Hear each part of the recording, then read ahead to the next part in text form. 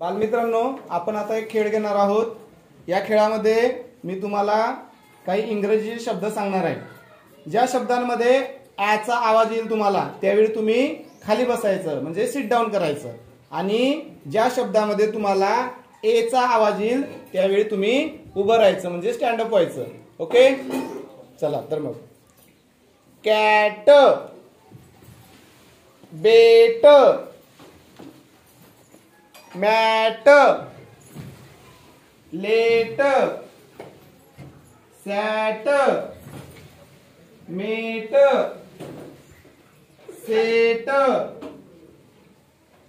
tap, mat, weight,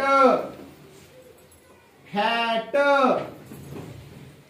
bed, get, man, fan, ten, fan, hen, bag,